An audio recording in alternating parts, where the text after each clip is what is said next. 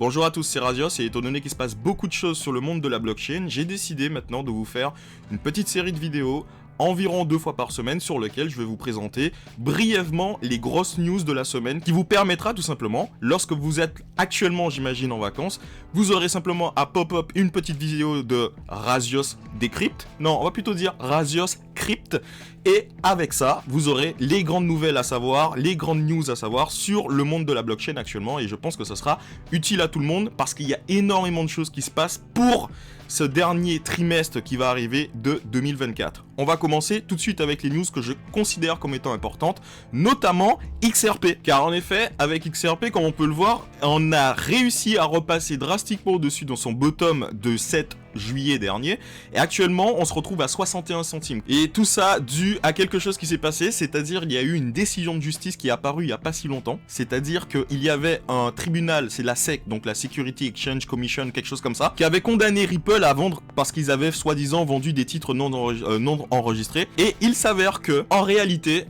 finalement, les gars de Ripple et XRP, ils ont gagné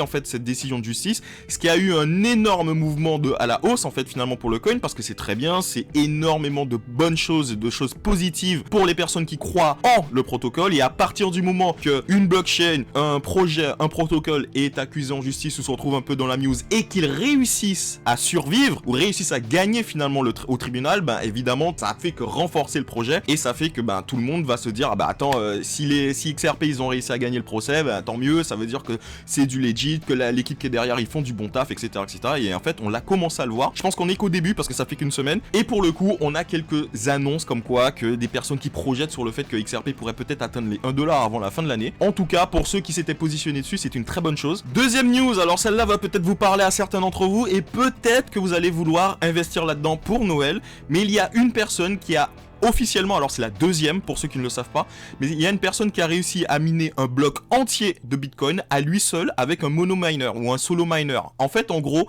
je vous explique rapidement qu'est-ce que c'est. Vous voyez ces petits boîtiers, normalement pour pouvoir miner du Bitcoin, vous savez comment fonctionne le minage de Bitcoin, vous savez comment fonctionne la validation, mais vous n'avez pas forcément l'équipement. Et en fait, pour le coup, personne n'a forcément envie d'investir dans un rig, d'investir dans des cartes graphiques, des choses comme ça, mais sur internet, vous pourrez trouver des petits boîtiers comme celui-ci, qui sont des petits mineurs en USB, on va dire ça concrètement, mais qui possèdent une vitesse de calcul extrêmement basse. Alors pour le coup en fait, vous n'allez pratiquement jamais rien réussir à avoir avec ça, mais vous savez un petit peu comment fonctionne la blockchain et comment fonctionne le Bitcoin en particulier. Normalement vous avez un nombre fini de coins qui sont créés, donc pour le coup pour le Bitcoin admettons il y en a 13 millions, je ne sais pas combien il y en a, allez chercher par vous-même. Toutes les 10 minutes il y a un bloc qui est sorti de cette pool, et ensuite on a tous les mineurs qui vont se battre entre eux en faisant une liste de calcul pour essayer de gagner ce fameux bloc ou une partie de ce bloc. C'est pour ça que plus tu as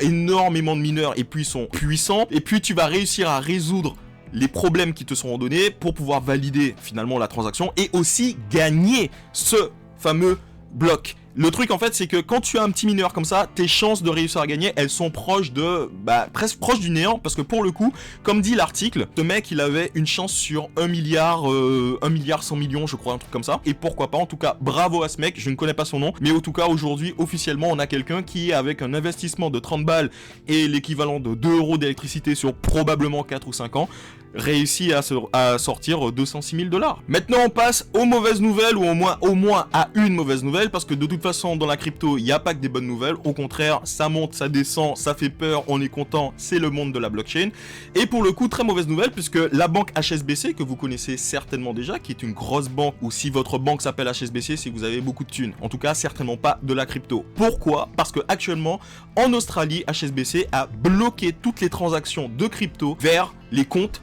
qu'il possède. Donc ça veut dire que toutes les personnes qui auraient fait des transactions Binance et autres, etc., ou même d'autres choses qui pourraient être plus ou moins légales, en fait HSBC a littéralement bloqué les échanges, et c'est une très mauvaise nouvelle parce que pour le coup il y a d'autres banques australiennes qui ont décidé de faire la même chose, mais j'ai bien peur en fait que cette appréhension sur la crypto au niveau des banques risque, à cause de ce qu'HSBC vient de faire, de se propager encore plus, et de plus encore, je dirais, renforcer cette crainte, cette appréhension et cette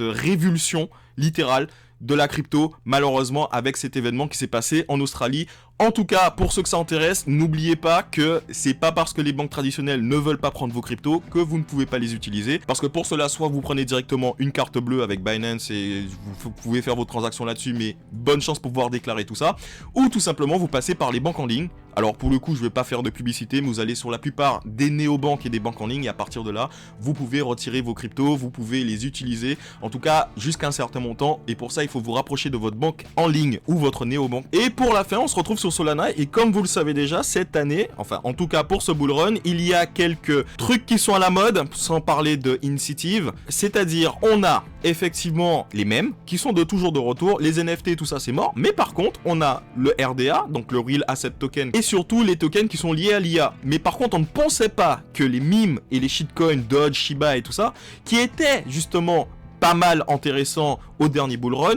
le sera encore cette année. Et pour le coup, en particulier, ce sont les shitcoins et les meme coins de Solana qui sont réellement en train de péter le plafond, puisque quand le Bitcoin est en train de perdre 3%, eh ben, on a énormément de meme coins sur Solana qui continuent à gagner du 1, du 3, du 4, voire du bien plus que ça. Alors, pour certains d'entre vous, si vous avez l'intention d'investir dans quelques meme coins à par-ci par-là, franchement, tentez d'aller sur la plateforme Solana parce que clairement, tous les degenerates, c'est là-bas qu'ils sont. Et n'hésitez pas à aller sur CoinMarketCap pour pouvoir classer les coins par meme et de choisir l'écosystème Solana pour pouvoir regarder quels sont les gainers, quels sont les losers, les perdants, les nouvelles coins qui sont arrivées il n'y a pas longtemps et de vous positionner dessus. Mais en tout cas, quand tu vois qu'en une semaine, il y en a qui prennent du 100% déjà, c'est très intéressant. Bref, en tout cas, c'était Razios. C'était pour les news du 24 et du 25 juillet. Je vous revois dans quelques temps pour d'autres news intéressantes. C'est un format que j'essayais de voir un petit peu si ça peut être intéressant pour vous et surtout c'est un peu plus sympa pour moi parce que je passe mes journées à lire l'information sur la crypto, à me renseigner et à me dire il y a beaucoup de choses à lire, il y a beaucoup de choses qu'on peut rater et pourquoi ne pas partager avec vous rapidement sur un format très condensé sans avoir de conseils spécifiques, sans rentrer dans trop de détails mais au moins vous donner les grandes lignes de ce qui s'est passé et pour les choses qui sont vraiment pertinentes. Je vous dis à la semaine prochaine, c'était Razios, ciao.